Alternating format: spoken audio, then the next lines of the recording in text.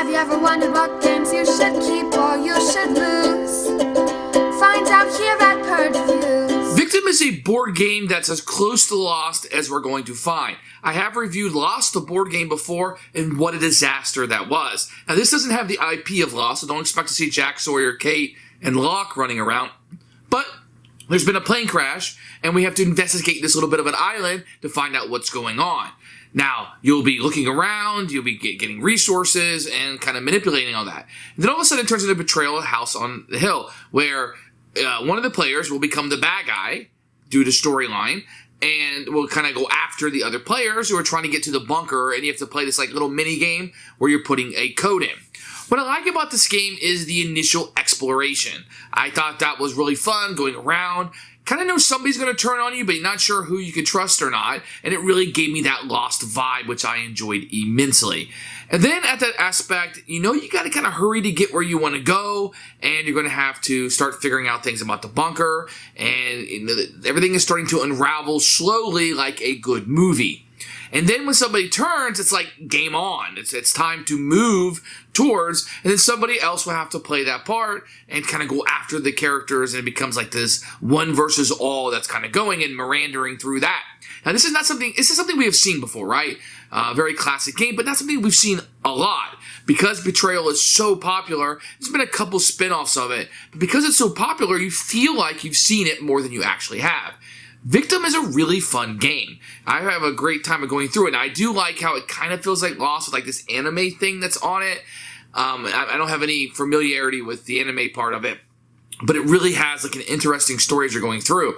There's also a 3D aspect that you can go through with the expansion, and there's stuff that comes into it. It's like a spooky kind of feel to it, and I like the experience that it gives me.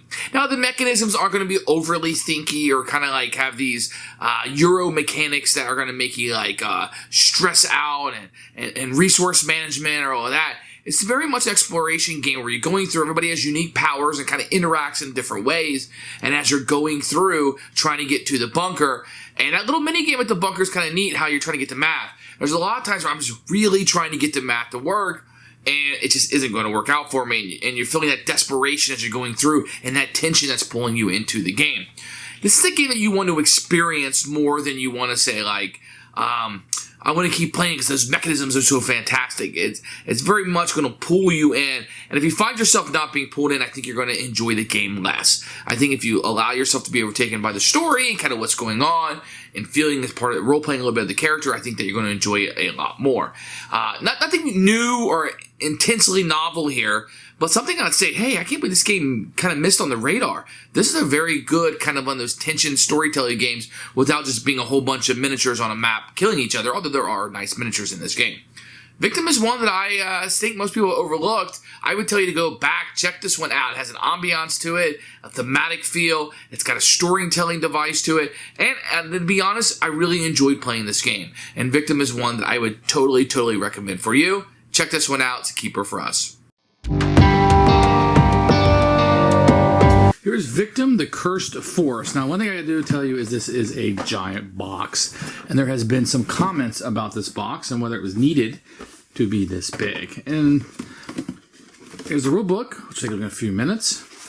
And the answer to that's probably going to be no. This thing is so thick, and there isn't anything under this. So, like, does it need to be this big? I think this insert's really nice. It need to be this thick? Probably not. Going to get this cardboard, which will be the gauntlet. And this actually is pretty cool, because what's going to happen is this is going to sit into it, and then you're going to put these, which will be the mathematical formulas that you have, into this, which is kind of neat. So it all kind of fits in here rather perfectly, if you will. You're going to get a number of player boards, but these will kind of go in here. And then you're going to have these with the numbers that will fit in here. So you can see 5 divided by 4 or whatever. So it kind of fits in here really neat. So that's a really neat little aspect to it. You're going to get a few bad guys in here. You're going to have the Widow, the Witch, the Doppelganger, the Ghost, and the Werewolf. These are the evils that kind of come out, have their own history and skills and stuff on it. And this is what's going to shake up the game. So every time you're going to play with a relatively different one or a random one, if you will. Oh, and the Wendigo. So there's one more. You have 6 characters that are possible, all with different powers and abilities.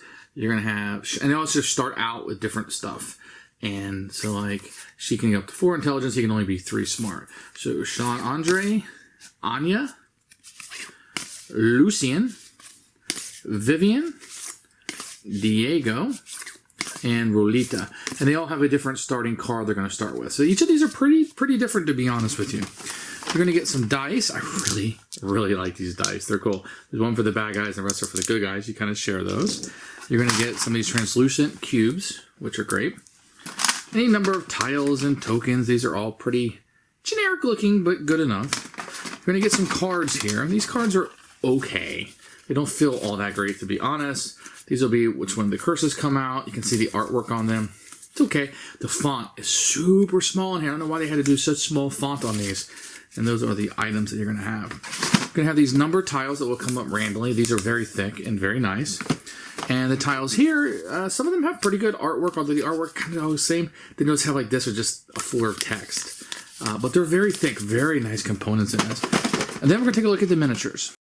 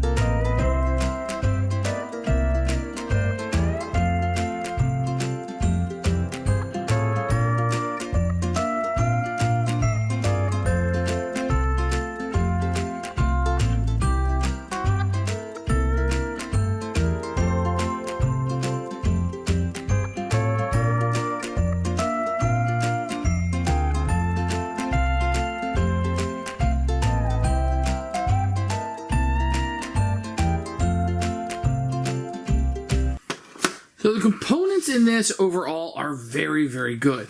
Didn't need to be this deep. I'm not really sure why they did that. The cards could be a little bit better, but overall the miniatures are fantastic. The look of the tiles and the way they feel, the tactile feel.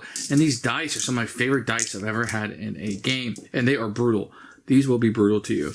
You have a lot of different monsters and characters that you can play as. These all have recessed boards in them. The artwork is anime-ish, but super fun. The bad guys are bad, but they have like stories on the back with alternate art on it.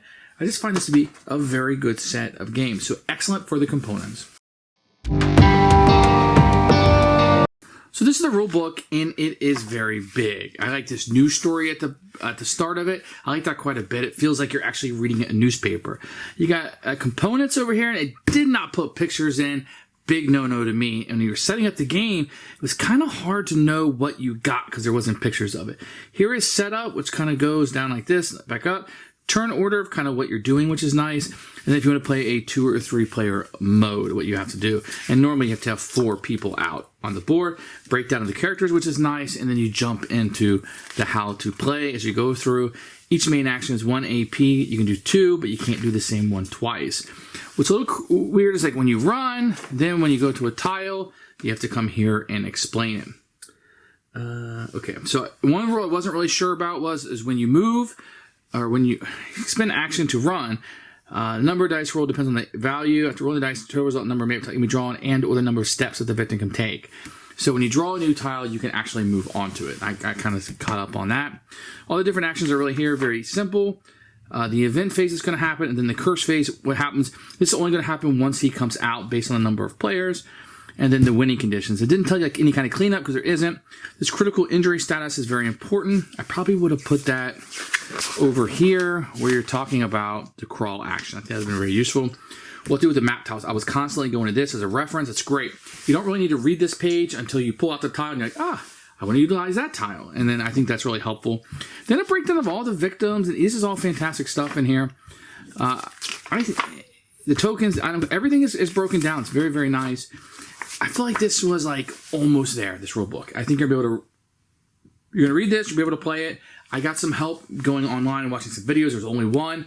I'm going to put one out soon to kind of teach you how to play this game and go through it.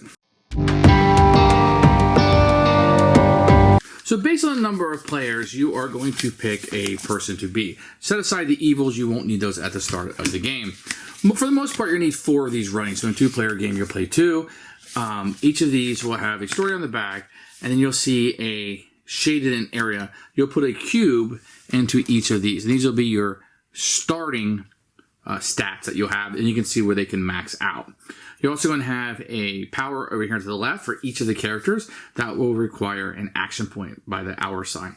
And then you'll usually have one over here that is passive if you meet this. In this case, I had to have agility of 5. So once I get the agility up here, then the passive ability will come on. The rest of this is going to be just a list of the main actions and the sub actions you can have, which are free, and then your starter card that you're going to have there. You can have a maximum of 5 items, but you can only have 2 stocked and ready to go at a certain time. I do want to explain how to win. So once you get to the bunker, you're going to be able to pull a number out, and you'll have a number in here. So now you have to reach 21. As you go to these decode tiles, you'll be able, the first time you search there, you're going to get a number, which will be a player. After you do that, once you search it once, you'll put a computer on it. After you search it again, you're going to take one of these tiles, which will be a multiplier. And for an action when you're at the bunker, you can put these in. So 5 times whatever number that you would put in next. So let's say 5 times 4 is 20. So I'm getting pretty close to that, right? Maybe I do a plus sign right there. Plus 1 is 21. Then if I was at the bunker tile, then I would win the game. And there's the bunker tile that I would need to get to. Put the numerical things in to equal that. And then everybody got there, you would win the game. Now the players are going to lose if they ever get 2 wounds. They become critically injured, which means they can only crawl now around the board and pick up an herb, or they can be healed by somebody else. Nobody can heal themselves except for Vivian. That's going to be her power, is that she can actually heal herself, but everybody else needs somebody else. So if all the characters become critically injured or 2 become eliminated, then the evil will win the game. I'm just going to give a quick overview on how to play the game. So when the game starts, there'll be a start tile, and you'll have your miniature on there. Then maybe your first action will be to run. And run is going to be an action you'll do a lot. So when she starts out, she's going to have a thing on her 3. So you roll a number of dice based on your agility, and that's how many spots you can move. So she can move 3. So what she would do is take a tile off the top of the deck, and it just has to connect to a path, and then she can move there. Now, when she moves that location, she has to roll and test it. So you look at her attributes. It says she's going to be looking at her luck. Well, her luck is 2, which means she's going to have 2 dice in order to roll. If you see right here, she has 2. So we're going to roll 2 dice, and she has to roll higher than or equal to her luck. In this case, she rolled 2. So she's going to move up her luck once, and she can continue to move. If she had failed, she would have taken a wound and had to stop where she's at. But she had 3 movement points, so now she can move again, and maybe she would want to move here, and that is an herb token, and the herb token would go out. Now for a free action, she could pick this up right here, and what that would allow her to do would be heal one of her wounds, which she doesn't want to do yet because she is not wounded. And then she has 1 more move action, so she could move a wound action out. And let's say she wanted to move here, and she would get a decoder tile if she wanted to activate or search that location. So right now, she's used her 3 movements, which is one of her actions. Now, she can no longer move because she's already used that action, so she's got to use a second action. The things that you can do is you can heal a wound, but you can only heal people on your location or adjacent to her. So she could not heal this person, but she could heal them if they were here. You can never heal yourself except for unless it's your character's power. You could also search if you're on a corpse tile, which would be one of these tiles. Let's say she was on a tile like this. She could search. And then what you need to do is roll your dice for your luck. So now she has 3 dice for her luck. And if she rolled 3 or higher, she would gain an item card. And here are the items card. You simply take one from the deck, and you would add this item. These will do different things, like This font is really small. Place a bullet token on the evil tile. This turn the evil action point reduced by 1. This helps you when you're getting attacked. These are the top 3 map tiles and puts them back on the bottom, or they can heal. So there's all kinds of things that the items can do. If you were on the decoder spot, you could try to decode, spinning an action. You would roll your intelligence, and if you rolled 3 or higher, then you would gain one of the numbers. As I showed you, remember, once you search it, then a computer goes on it, and the next time you search it, you're going to get one of the symbols. Okay, so that's how the decoder tiles are going to work. And there's other ones in here that will give you test your agility. Corpse tiles gives you items. Herb tiles gives you the herbs. This one tests your agility. You're going to test your vitality, which is your defense. You're going to get a curse tile, which will bring out these negative cards that will come into the game, which are these event tiles. When you get a curse tile and you move on it, you have to do one of the events, which is normally all victims become unable to use skills until the end of the turn. You might see darkness. The evil's darkness spreads out over the forest. The victims immediately lose. Oh, wow, that's a sneaky card. Hail. Each victim chooses to discard half their item cards, etc. So these are bad things that can happen because of the curse token. The bunker tile, which will be automatically put at the bottom of one of the 2 stacks of tiles you're drawing from. And this is a tile that kind of ends the game. But once you get there, you can play that little mini game I showed you about with the bunker tile, trying to get these things you got from the decoder tiles to equal up so you guys can get the heck out of dodge. What you're going to do most of the turn is just running.